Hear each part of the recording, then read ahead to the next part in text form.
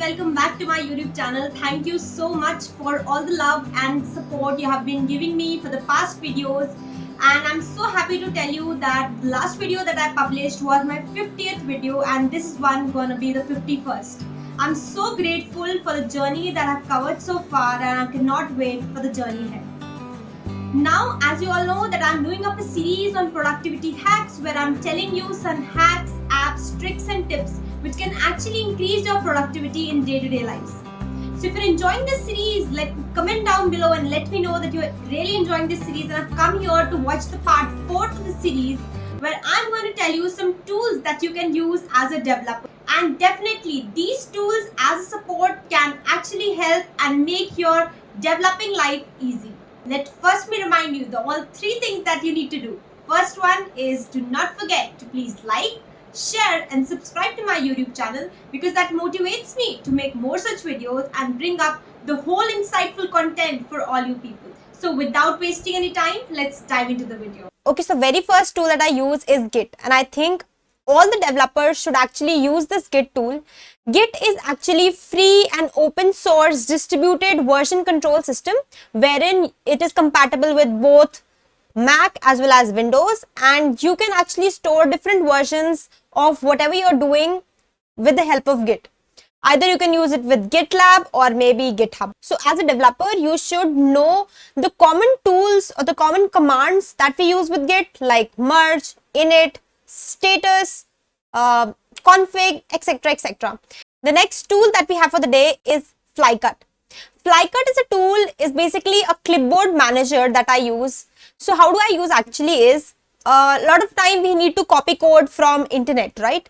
So what I do is I copy all the things that I want to copy in one go, and then come up to my editor and whichever thing I'm working on, and then I get an options to actually paste. So Flycut is basically a tool which you can use as well, wherein you can actually put a stack of whatever you are copying, right? It actually stores all the things in a form of a stack, and then when you want to paste it, it asks you कि कौन सा वाला portion do you want to paste, the last third that you copied or the last second that you copied. It actually puts all of the copied stuff in a stack. So I think it's a very nice tool and actually helps me while copying the content from internet and then putting up directly in the code and just see कि कौन सा वाला code चल रहा है and what the result I'm getting. The third one that I use is TeamViewer. TeamViewer is actually a tool which connects you securely to another device that you want to connect, and that is away from you. So for example, you are in a team and you want to work on a project and you're getting some passwords or maybe something, or there's some issue in some other laptop but you're not able to access that. You can use TeamViewer, or the alternative of this is AnyDesk. You can use that as well. Both of them are equally efficient and you can do it right away. So if, for example, you are in college and you want to make some changes in your friend's laptop, or there's some problem in your friend's laptop and you cannot access it because you both are in different cities. To get the access, the whole access of his computer or her computer, you can do it with the help of TeamViewer. It's a nice tool, and alternative, I've already told you, AnyDesk is there. The third one is that I use is Google Docs. Google Docs I use basically for documenting stuffs. So as you all know, the life of developer is not just coding. It's all also about documenting the same things. So you get a tool, you get a feature कि हमें ये वाला feature बनाना है. Now that feature is actually documented in the format कि अच्छा ये चीजें हैं. These are the things that you need to actually have. What are the functions that you have written? Everything has to be documented, right? So for that purpose, I use Docs. A lot of people use Notion as well, so you can use that as well. And let me know in the comment box if you use some other tool for documenting stuffs. That would be really engaging. Okay, so the next one is Stack Overflow.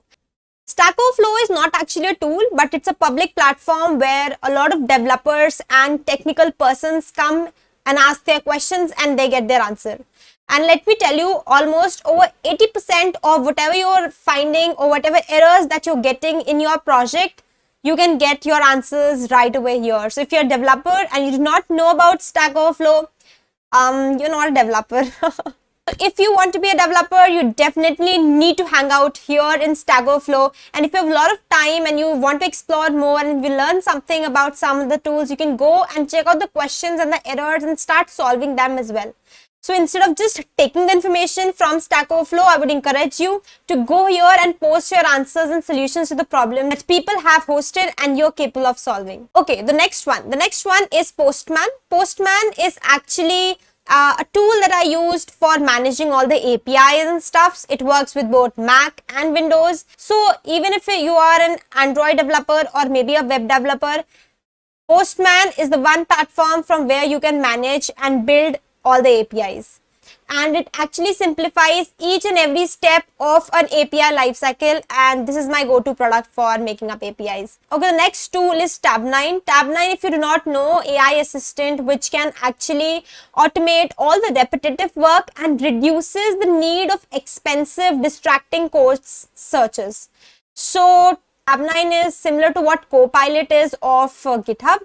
So it actually reduces all the repetitive tasks or repetitive code lines that one needs to write. Okay, so next tool is Figma. You might be thinking, why did I tell you ki Figma use karo? Figma is not a developer tool. Yes, it is not. But as a developer, you can ask your UI UX engineer to actually give you all the UIs in Figma, because it's actually easy. From here, you can get any viewer that you want to grab, and also you can get the snippets of the auto-generated code that we have.